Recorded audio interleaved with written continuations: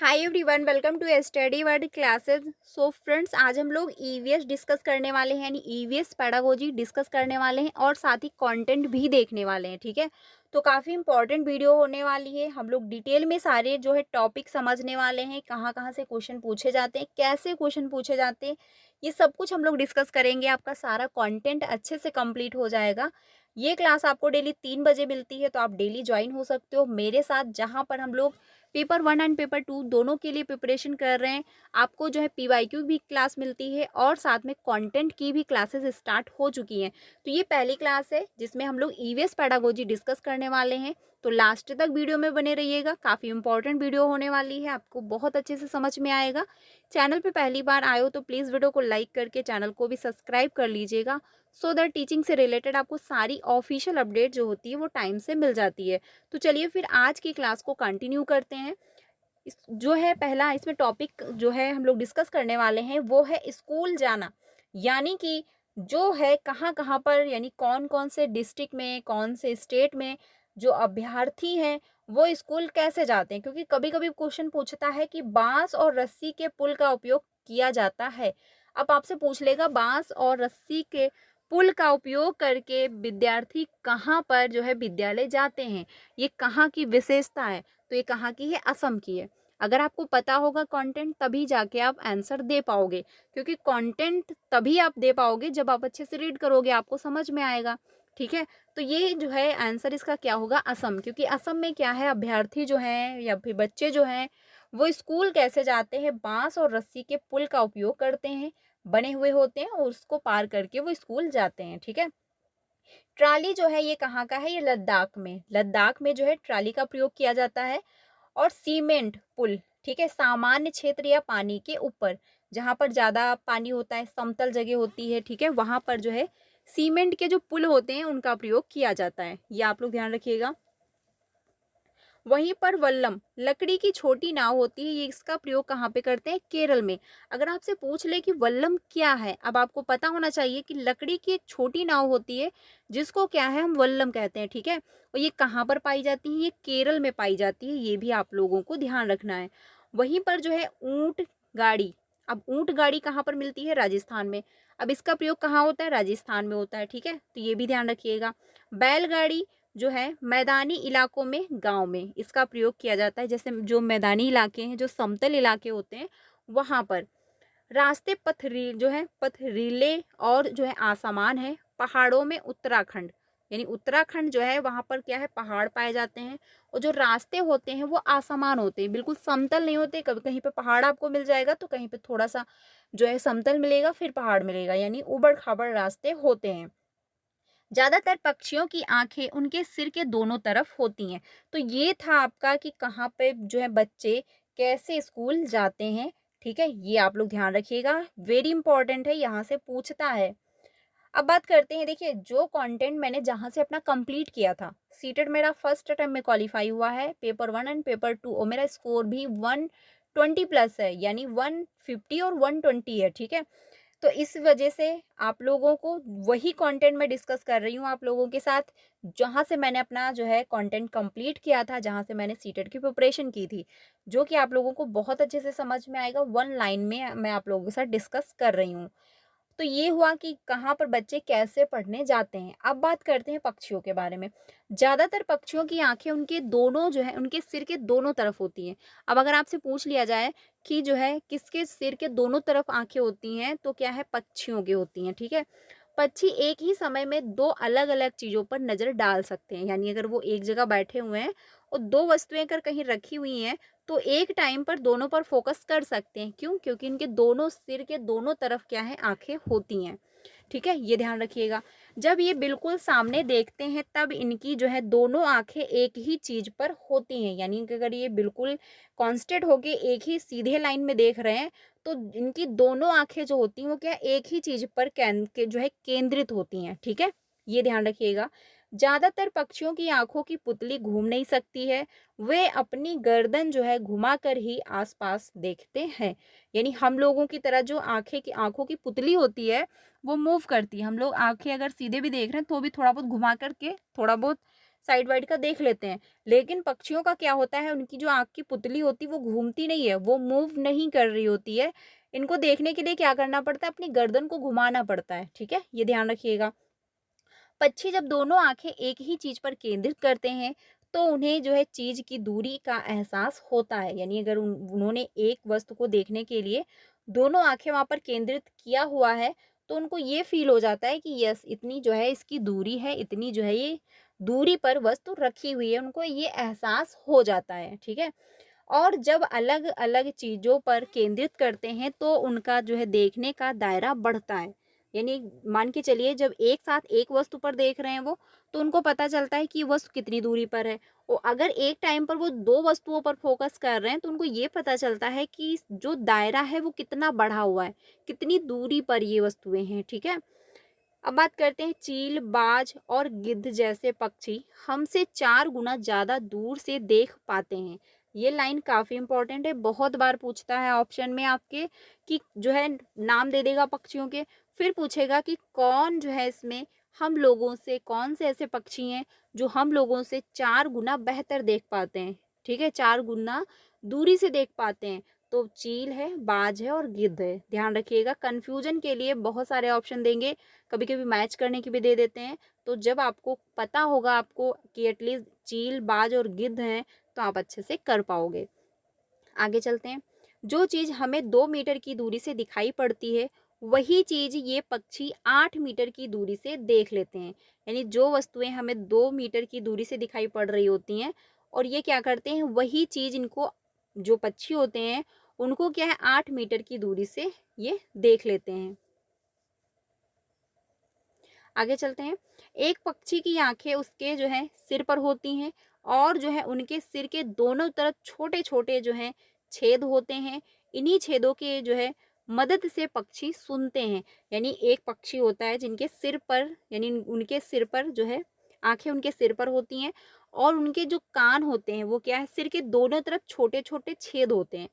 उन्हीं के माध्यम से ये क्या है सुनते हैं।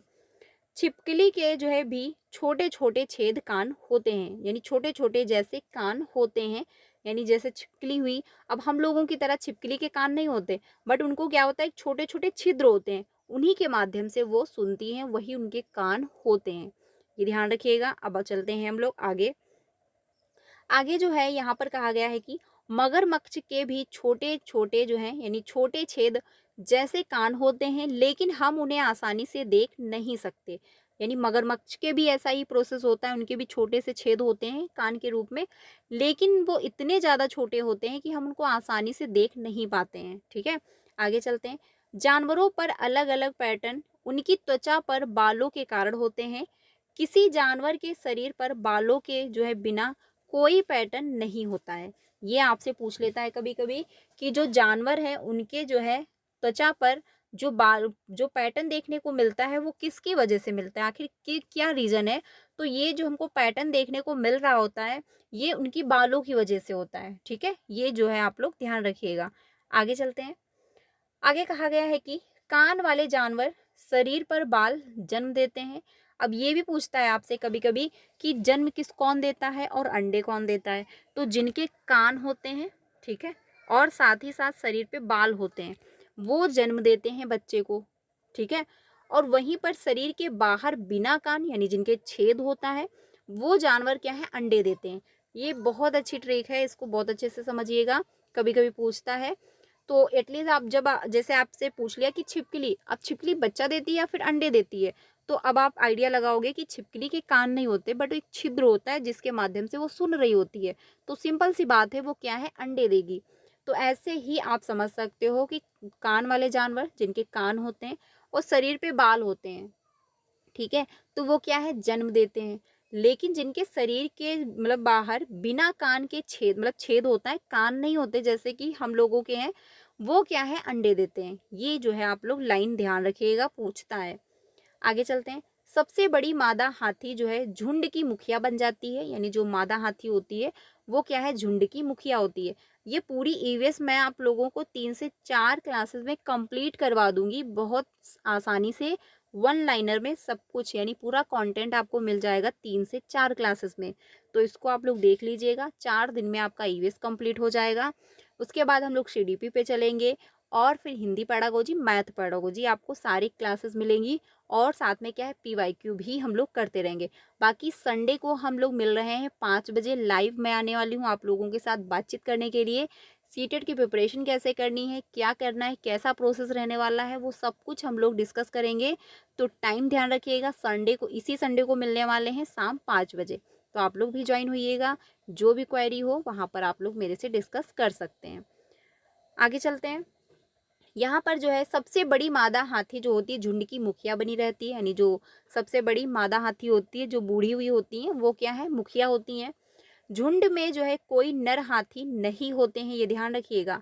जो हाथी का झुंड होता है उसमें क्या है, नर हाथी नहीं होते, सब क्या है मादा हाथी ही होते हैं। और यानी कि वो जो है 14 या 15 साल की उम्र में झुंड छोड़ देते हैं। यानी जो नर हाथी होते हैं वो क्या है 14 साल या 15 साल की जब उनकी उम्र हो जाती है तो जो झुंड होता है वो झुंड को छोड़ करके चले जाते हैं। एक वयस्क हाथी जो है एक दिन में जो है 100 किलो तक पत्ते और टहनियाँ खा सकता है। यानी एक जो है हाथी जो है वो कितने किलो जो है पत्ते खा सकता है, तो 100 किलो। ये ध्यान रखना एक दिन में, ठीक है। ये पूछता है और कभी कभी आपसे ये जो बहुत इंपॉर्टेंट है पूछता है कि जो है हाथी कितने साल की उम्र में जो है अपना झुंड छोड़ के चले जाते हैं या फिर कितने साल तक वो झुंड में रहते हैं।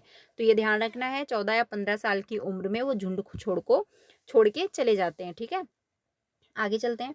हाथी दिन में केवल 2 से 4 घंटे ही सोते हैं। यानी अगर आप ये फील करो कि हाथी तो बहुत बड़ा होता है, वो तो बहुत टाइम सोता होगा, लेकिन नहीं, वो क्या है सिर्फ 2 से 4 घंटे ही वो आराम करते हैं, 2 से 4 घंटे ही वो सोते हैं। कीचड़ हाथी की त्वचा को ठंडा रखता है। यानी जो कीचड़ होता है आपने देखा होगा हाथी उसमें बहुत मजे करते हैं। अब उसमें इसलिए मजे करते हैं क्योंकि इनकी बॉडी जो होती है वो ठंडी जो है कीचड़ की वजह से उनको ठंडक मिल रही होती है, ठीक है। आगे चलते हैं।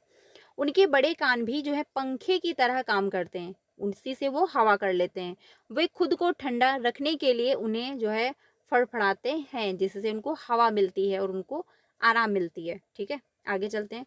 झुंड में जो है 10 से 12 मादा हाथी और बच्चे होते हैं।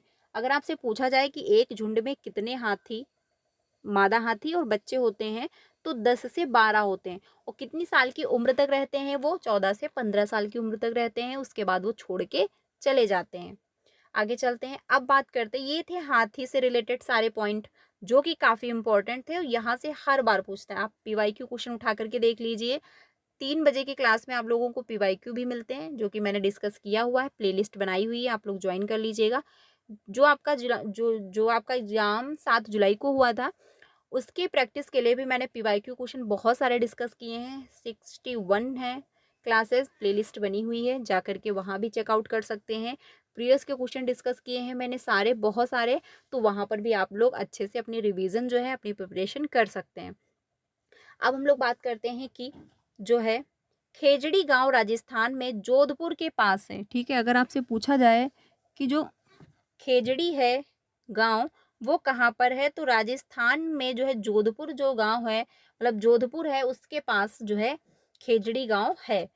लगभग जो है 300 साल पहले इस गांव के लोगों ने बचाया था, ठीक है।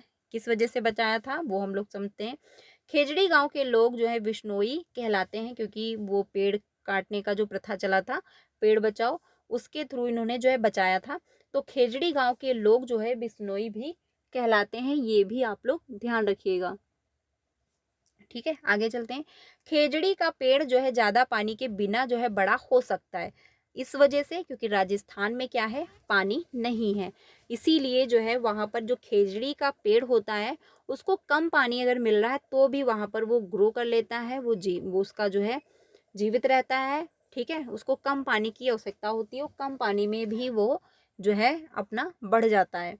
यह जो है फलियां देता है और कीड़ों से प्रभावित नहीं होता है।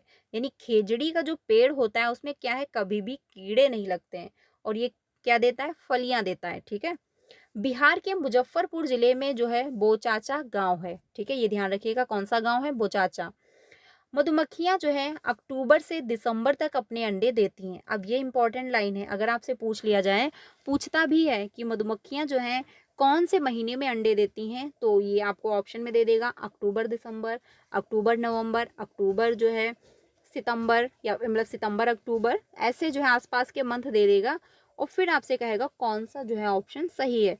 तो आपको पता होना चाहिए अक्टूबर से दिसंबर, ठीक है, कभी कभी नवंबर दिसंबर दे देंगे, तो इसलिए ध्यान रखना है कि अक्टूबर से लेकर के दिसंबर तक ये क्या है अपने अंडे देती हैं। आगे चलते हैं अगली लाइन पे।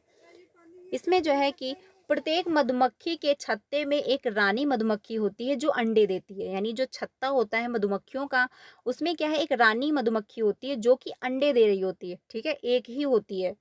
छत्ते में केवल कुछ नर होते हैं, यानी सारे जो है नर नहीं होते, बल्कि कुछ नर भी उसमें इंक्लूड रहते हैं। छत्ते में जो है अधिकांश मधुमक्खियां जो है श्रमिक होती हैं, ठीक है, जो ज्यादातर काम करती हैं वो क्या है मधुमक्खियां ही होती हैं, यानी नर जो होते हैं नर मधुमक्खी, नर मधुमक्खी, तो वो क्या है काम नहीं करते, वो रेस्ट करते होंगे, ज्यादातर क्या है मधुमक्खियां ही काम करती हैं। आगे चलते हैं। श्रम के रूप में नर जो है मधुमक्खियों की कोई विशेष भूमिका नहीं होती है, क्योंकि वो काम वाम ज्यादा नहीं करते हैं। अब बात करते हैं आगे। इसमें कहा गया है कि ट्रेन जो है कच्छ गुजरात में गांधी धाम से शुरू होती है, ठीक है। गुजरात का खाना जो है ढोकला, चटनी, नींबू चावल, मिठाई के साथ।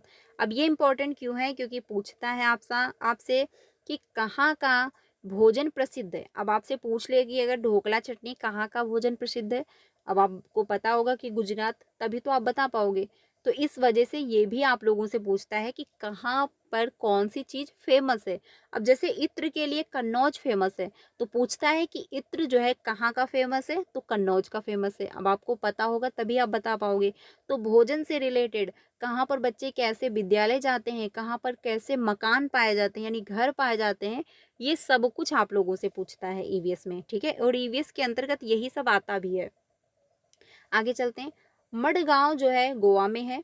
गोवा से केरल तक के मार्ग में कुल 200 जो है यानी सॉरी 2000 पुल और जो है 92 जो है सुरंगें हैं, यानी कि गोवा से लेकर केरल तक अगर आप जा रहे हो तो इसके मार्ग में 2000 पुल पड़ते हैं, 92 क्या है सुरंगें पड़ती हैं, ये लाइन ध्यान रखिएगा।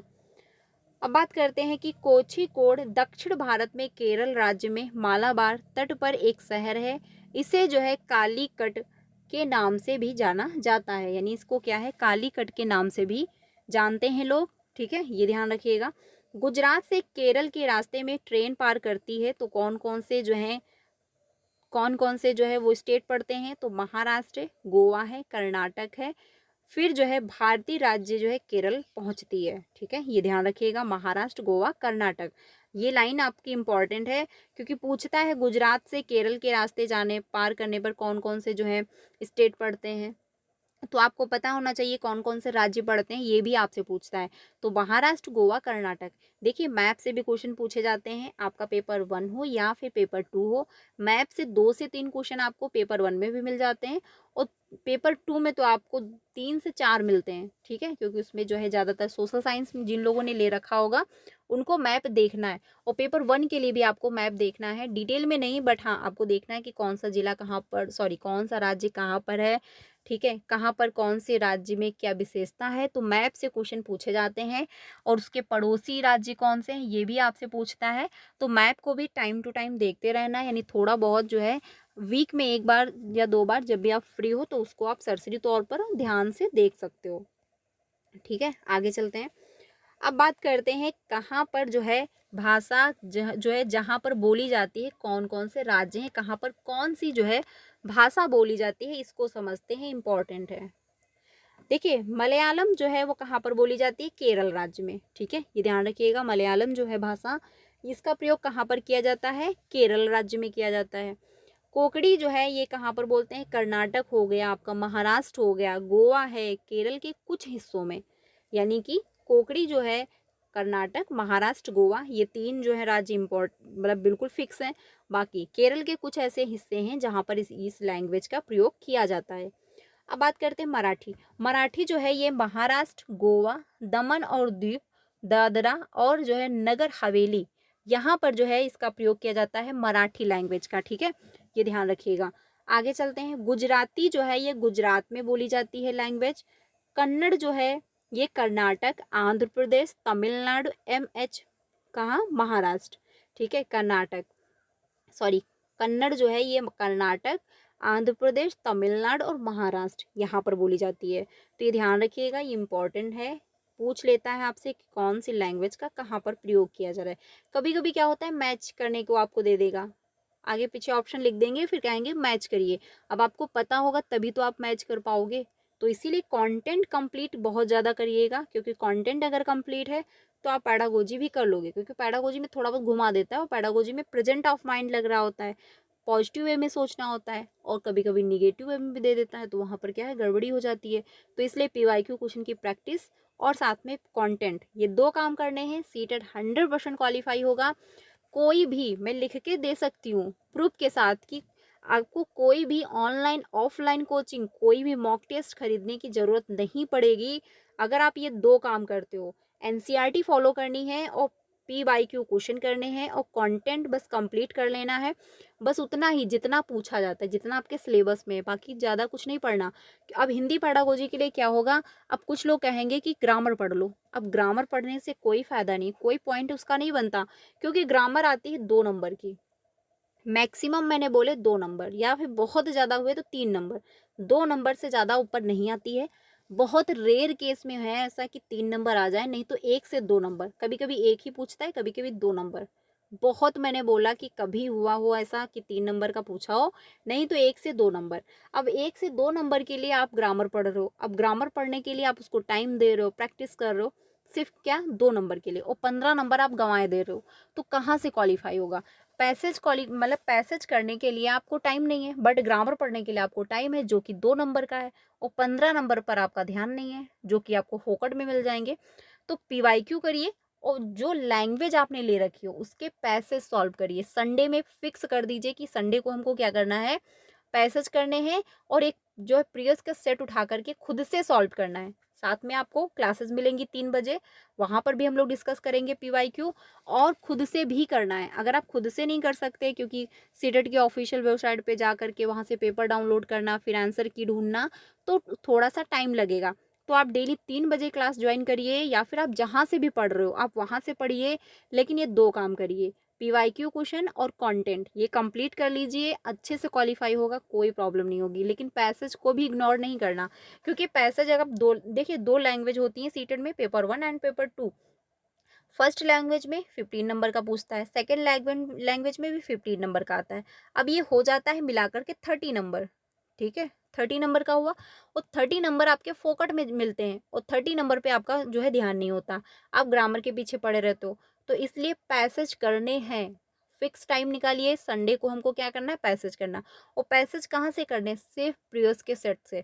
प्रीवियस के क्वेश्चन कोई भी उठाइए, पेपर 1 हो पेपर 2 हो, आप उसको करिए, क्योंकि देखिए पेपर 1 या पेपर 2 हो, कोई मैटर नहीं करता, बहुत सारे पैसेज पेपर 1 में पूछता है, वही पैसेज उठा करके पेपर 2 में दे देते हैं, और पैसेज रिपीट होते ही हैं, क्वेश्चन रिपीट होते हैं, पैसेज भी रिपीट होते हैं, नहीं भी रिपीट होते हैं।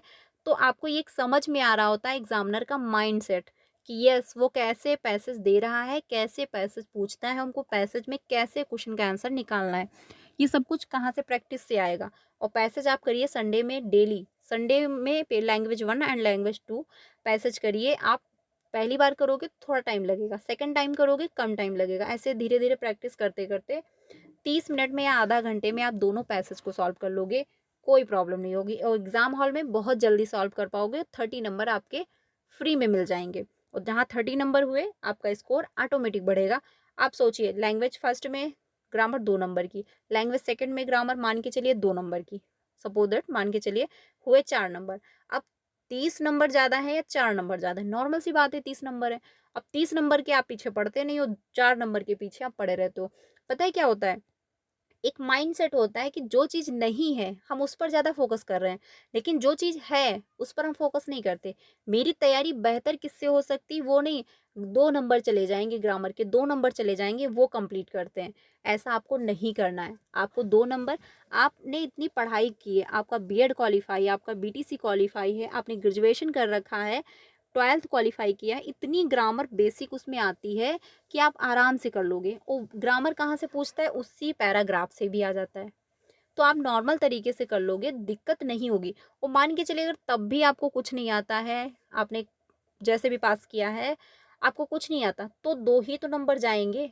आपके 30 में 2 नंबर माइनस कर दीजिए, 28 नंबर हुए। 28 नंबर तब भी आपके मिल रहे हैं। तो इसलिए ग्रामर को फोकस मत करिए, आप पैसेज सॉल्व करिए, पीवाईक्यू क्वेश्चन करिए और साथ में कंटेंट, ये 3 काम करिए। 2 काम तो पक्का है, पीवाईक्यू क्वेश्चन, जब पीवाईक्यू करोगे तो पैसेज आप नॉर्मल तरीके से ही सॉल्व कर लोगे क्योंकि उसी में वो इंक्लूड हो जाता है, और साथ में कंटेंट। 2 काम करिए, सीटेड 100% क्वालिफाई होगा। मैं चैलेंज लग सकती हूँ, चैलेंज के साथ कह सकती हूँ, अगर आपने ईमानदारी से ये 2 काम किए हैं तो फर्स्ट अटेम्प्ट में सीटेड क्वालिफाई होगा, चाहे जितना टफ पेपर जो है एग्जामिनर डिजाइन कर दे, चाहे जैसे क्वेश्चन दे दे, आप कर लोगे। टाइम मैनेज होता है प्रीवियस के क्वेश्चन से, लैंग्वेज समझ में आती है प्रीवियस के क्वेश्चन से, माइंड सेट एक डेवलप होता है प्रीवियस के क्वेश्चन से ही। सब कुछ कहाँ कहाँ से होता है, प्रीवियस के क्वेश्चन से ही होता है। बहुत सारे क्वेश्चन रिपीट भी होते हैं। बस ये 2 काम करिए, क्वालिफाई 100% होगा, कोई प्रॉब्लम नहीं होगी। मैंने सिर्फ 2 काम किए, मेरा फर्स्ट अटेम्प्ट में क्वालिफाई हुआ। और मैंने अपनी फ्रेंड को भी यही सजेस्ट किया, जो भी मेरे फ्रेंड्स हैं उनका भी फर्स्ट अटेम्प्ट में क्वालिफाई हुआ, उन्होंने यही अप्लाई किया। आप भी यही करिए, 100% क्वालिफाई होगा। आप मॉक टेस्ट दे रहे हो, कहीं ऑनलाइन कोचिंग ले रहे हो, ऑफलाइन कोचिंग कर रहे हो, इसका कोई बेनिफिट नहीं है। खुद से पढ़ाई कर लीजिए, हाँ हेल्प ले लीजिए जिस भी टीचर से आपको समझ में आता है, क्योंकि यूट्यूब पर बहुत अच्छे अच्छे टीचर हैं, बहुत बेस्ट हैं, बहुत अच्छे से समझाते हैं। लेकिन डिपेंड करता है कि आपको किसकी थिंकिंग समझ में आती है, किसका जो है समझाने का तरीका जो है आप पकड़ पा रहे हो, वो आपको जो है आप पर डिपेंड है। आप जो आपको जो बेस्ट लगे, देखिए ये मैं नहीं कहूँगी कि जो जिस पे लाखों व्यूज़ जा रहे हैं आप उनसे पढ़िए, या फिर जिस पे जो है 2-4 व्यूज़ जा रहे हैं आप उनसे पढ़िए, नहीं। आपको जिससे समझ में आए। ये मत देखिए कि इस पर कितने व्यूज़ जा रहे हैं, कितने लोग इसको देख रहे हैं, नहीं। आपको किसकी थिंकिंग समझ में आ रही है, आपको अपना पेपर क्वालिफ़ाई करना है। ये नहीं देखना है कि इनके पे इतने व्यूज़ जा रहे हैं तो इनका क्लासेस इस टीचर की क्लास अच्छी होगी तो इनके साथ पढ़ते हैं, समझ में आ रहा है, नहीं आ रहा कोई मैटर नहीं है, पर इतने सारे लोग पढ़ते हैं तो ये बेस्ट पढ़ाते होंगे। ऐसा नहीं करना है। हर टीचर बेस्ट है, हर टीचर अपनी तरफ से पूरी मेहनत करता है कि हम बेस्ट से बेस्ट कंटेंट दें, बट डिपेंड करता है वो आप पर कि आप किसका कंटेंट कैच कर पा रहे हो, ठीक है? तो जहाँ से भी पढ़ना है वहाँ से पढ़िए, बट एक टीचर से पढ़िए, एक सब्जेक्ट के लिए एक टीचर से पढ़िए। अगर नहीं, चलिए मान के चलिए कुछ ऐसा होता है कि कुछ टीचर हैं जैसे जिनकी सीडीपी बहुत अच्छी है, बट उनकी लैंग्वेज बहुत अच्छी नहीं है, ठीक है? वो ईवीएस बहुत अच्छे से नहीं पढ़ा पा रहे, उनकी मैथ बहुत अच्छे से नहीं है, तो एक सब्जेक्ट तो बेस्ट है, आप एक सब्जेक्ट वहाँ से ले लीजिए।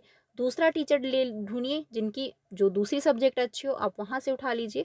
यानी कि एक सब्जेक्ट के लिए एक टीचर चूज़ कर लीजिए। मैं ये नहीं कहती एक ही टीचर से आप सारी सब्जेक्टें पढ़ लीजिए। जी नहीं, एक सब्जेक्ट के लिए एक टीचर चूज़ करिए। ये नहीं सीडीपी के लिए आप 3 टीचरों से पढ़ रहे हो। 3 टीचरों से पढ़ोगे, दिमाग में खिचड़ी पक जाएगी, क्वालीफाई नहीं हो पाएगा। क्योंकि सबका देखिए सिलेबस सेम है, समझाने का तरीका अलग है। किसी का एग्जाम्पल अलग है, तो वो कन्फ्यूजन क्रिएट कर देता है। इसलिए एक टीचर से पढ़िए, 100% क्वालिफाई होगा। बाकी सीटेट की प्रिपरेशन कैसे करनी है मैं इस पर वीडियो बनाऊंगी, डिटेल में सारी चीज़ें एक्सप्लेन करूंगी। जैसे मैंने खुद अटैम्प्ट जो है सीटेट फर्स्ट अटैम्प्ट में क्वालिफाई किया है, वैसे मैं आप लोगों के साथ शेयर करूंगी। तो वो वीडियो भी आप लोग देखिएगा, काफ़ी आपको हेल्प मिलेगी। बाकी संडे को मैं लाइव आने वाली हूँ 5 बजे आप लोगों के साथ बातचीत करने के लिए, तो वहाँ पर ज्वाइन होइएगा। कोई भी क्वेरी है, कैसे प्रिपरेशन करनी है, वो सब कुछ हम लोग डिस्कस करेंगे, आप लोगों से बात भी करेंगे, ठीक है? तो 5 बजे ज्वाइन होइएगा, इसी संडे को मैं लाइव आऊँगी। तो यहाँ तक कंप्लीट हुआ, आगे चलते हैं। आगे बात करते हैं कि माफ़ करिएगा कि हम लोग जो है कंटेंट पढ़ रहे थे, बट हम लोग डिस्कस करने लगे कि सीटेट की प्रिपरेशन कैसे करें। देखिए बहुत बड़ा ये सवाल है और हर कैंडिडेट परेशान है, क्योंकि इसका जो फॉर्म फिल करने का पे है वो है 1200, क्योंकि आप पेपर 1 भी अप्लाई करोगे, पेपर 2 भी। अगर आपका बीएड है तो आपका 1 ही 1000 पड़ेगा, और वो 1000 बहुत ज़्यादा मैटर करते हैं क्योंकि सबकी कंडीशन एक जैसी नहीं है, ठीक है? कुछ लोग खुद से मेहनत करके फॉर्म अप्लाई करते हैं, कुछ लोग बहुत ही रेयर है, बहुत मुश्किल से फॉर्म अप्लाई कर पाते हैं। तो इसलिए अगर जब सीटेट 1 नंबर या 2 नंबर से रह जाता है तो बहुत दुःख देता है। इसीलिए मैं आप लोगों के साथ सजेस्ट कर रही हूँ कि खुद से पढ़ लीजिए, जो मैं कह रही हूँ आप वही करिए, 100% सीटेट क्वालीफाई होगा, कोई दिक्कत नहीं होगी, ठीक है? आगे चलते हैं। तो फ्रेंड्स आज के लिए इतना ही रखते हैं, कल से हम लोग यहाँ से कंटिन्यू करेंगे। एक ये हम लोग थोड़ा समझ लेते हैं। आगे जो है फेरी जो है केरल में उपयोग की जाने वाली एक प्रकार की नाव है। यानी फेरी जो होती है, अगर आपसे पूछ लिया जाए फेरी किसको कहते हैं, तो फेरी क्या है, एक प्रकार की नाव है। कहाँ पर प्रयोग की जाती है, केरल में, ध्यान रखिएगा। विवरण जो है आप ट्रेन टिकट पर पा सकते हैं। जो विवरण है अभी मैंने आपको ऊपर टिकट भी दिखाया था, ये जो है यहाँ पर, ठीक है। अब इसमें क्या क्या मेंशन होता है वो समझते हैं। देखिए ट्रेन नंबर दिया होता है कि कौन सी ट्रेन का, मतलब इस ट्रेन का क्या नंबर है। यात्रा की शुरुआत की तारीख होती है कि कौन सी डेट को आप भाई ट्रेवल करने वाले हो। बर्थ और जो है कोच संख्या दी गई होती है। किराया कितनी भाई लागत है, कितने का टिकट कटा हुआ है वो भी मेंशन होता है, कितने जो है इसकी प्राइस है। दूरी कितने किलोमीटर आप जो है जाने वाले हो, ये भी उसमें मेंशन होता है जो टिकट होता है। ये भी ध्यान रखना है, ये पूछ लेता है कभी कभी ऑप्शन में दे देता है, पूछता है कि कौन कौन सी चीज़ें टिकट में मेंशन होती हैं। तो ये ध्यान रखना है कौन कौन सी चीज़ें टिकट में मेंशन होती हैं, क्योंकि पूछता है वहाँ पर कन्फ्यूजन हो जाती है।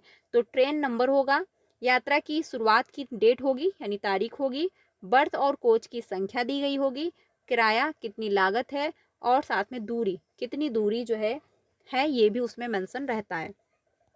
अब बात करते हैं जो आपका है कर्णम जो है मल्लेश्वरी, इनके बारे में समझते हैं।